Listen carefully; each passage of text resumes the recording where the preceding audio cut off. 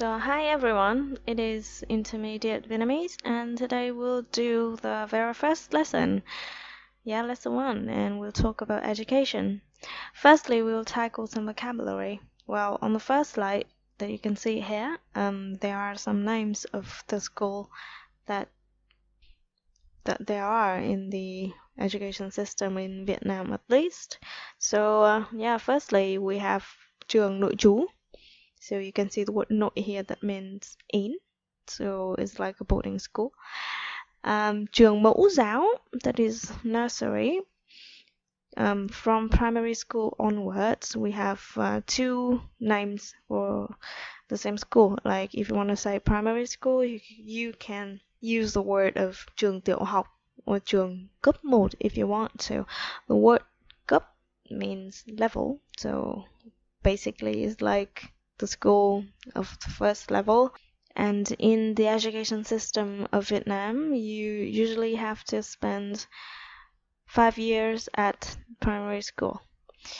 And then we have trường cấp 2, which is secondary school, and we are required to spend 4 years there, learning a wide range of subjects.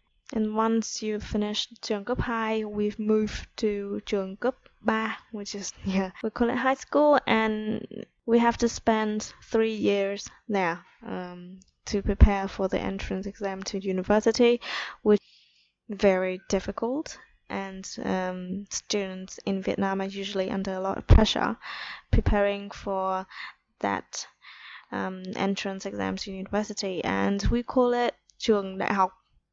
Trường đại học, right? We want to enter university and we do not have enough, and we don't have high enough results to enter university, then we can enter cao đẳng. So I put down the definition of university and college to the words trường đại học and cao đẳng, but actually I don't think that they have the same meaning. Like trường cao đẳng are for people who are not really as good as people in trường đại học. And once we graduate, the one with the trường đại học would receive definitely higher pay. Trường dạy nghề is for vocational school, and as you can see, the word trường is school, dạy is to teach, and nghề is the job, so school that teaches you the real job. That is a vocational school. So on the second slide, I list out some nouns that you might hear and in the field of education, like bạn cùng lớp, that is for classmates. Lớp is obviously class, or you can change the word lớp with trường to form the noun of schoolmate, which is bạn cùng trường, bạn cùng trường. Right? Remember the word cùng, that means that you do something together with someone else.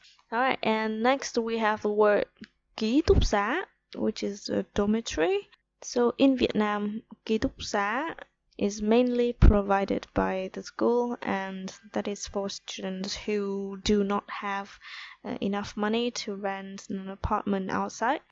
So I would say that most of the students who live in a ký túc xá do not have a lot of money, but they really have to qualify to be able to stay in a ký túc xá, because quite a lot of people want to stay there for the low cost. So like when I was in my university, the ký túc xá in my university cost only around $20 or $30 per month, and that was very cheap, but you have to live with a lot of people and a lot of rats too. Okay, the next thing that we need to know is the word bằng, which is certificate. But you can imagine that bằng is like a paper that states that you have successfully completed something. So it can be a certificate, it can be a degree, or it can be just anything, right? So university degree would be bằng đại học, right? Or a certificate that states that you have a good proficiency in English would be bằng tiếng Anh. or bằng tiếng Việt if you want to. The next word that we have here is giờ nghỉ giải lao, which is a break. So if you want to form a verb out of it, we have the word nghỉ giải lao. Yeah, delete that giờ and we'll have the verb. Học bổng is a scholarship. Bài kiểm tra is an examination. Bài is a paper, like in the noun of bài về nhà, which is the paper that you bring home, so it is homework. So if you left out the word bài, we have the word kiểm tra that is actually a verb, so it is examine something, okay? Tốt nghiệp is to graduate, and if you want to say like the graduation day, so that would be ngày tốt nghiệp. Some other words that we can form with the word tốt nghiệp is like postgraduate or undergraduate. You can say chưa tốt nghiệp, like not yet graduate, right? Or you can say sau tốt nghiệp, which is postgraduate. So yeah, that's what you can say. Okay, so speaking of education, some question that Vietnamese people will most likely ask you would be bạn học trường gì? Bạn học trường gì? What school do you study in? And if somebody replies to you like they study at trường đời, which is the school of life, then you know that they do not study in any school at all. Thầy cô giáo, bạn bè như thế nào? So how is your professors or your friends at school, right? That is easy. Bạn có thích ngành bạn học không? Bạn có thích ngành bạn học không?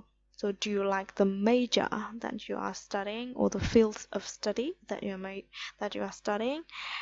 So you might find out that a lot of Vietnamese students study finance or economics, and mostly because they have no idea what it is about.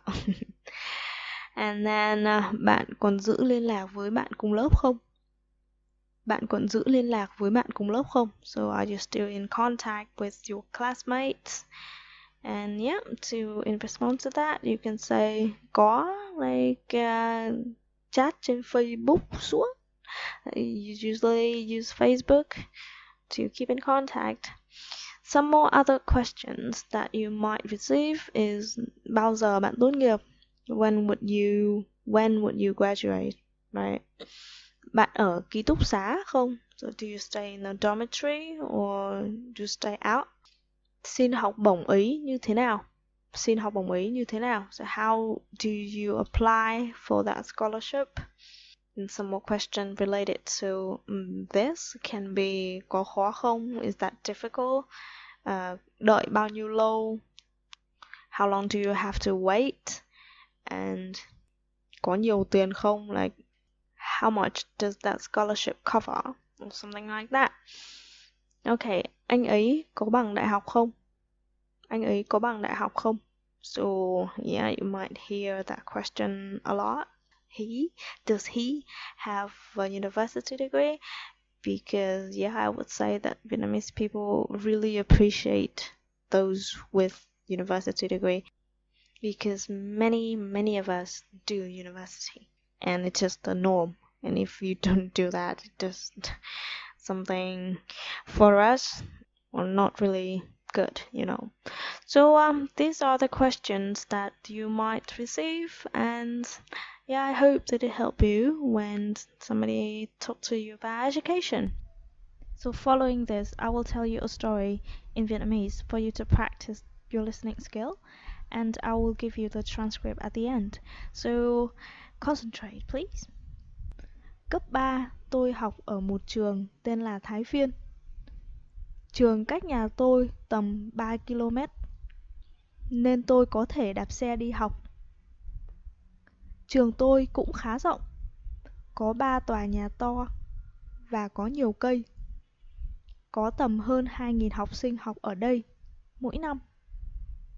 Trường tôi là một trong những trường tốt nhất thành phố, nên trường tôi có nhiều thầy cô giáo giỏi.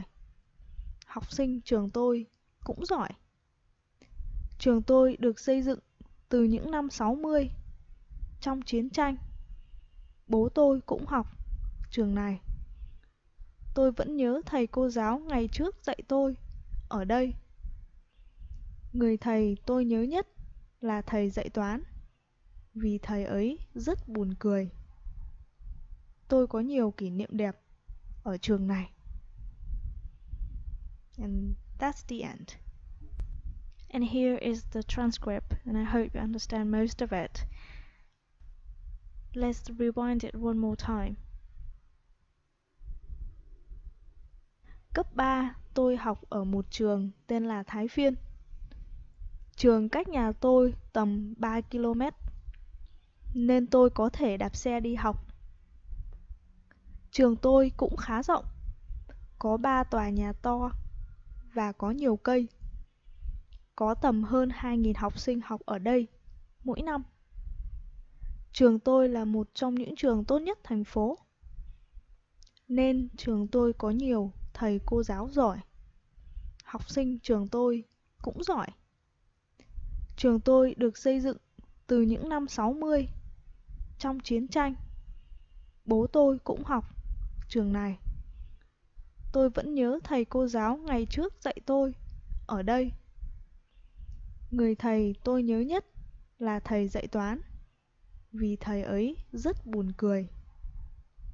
Tôi có nhiều kỷ niệm đẹp ở trường này. And that's the end.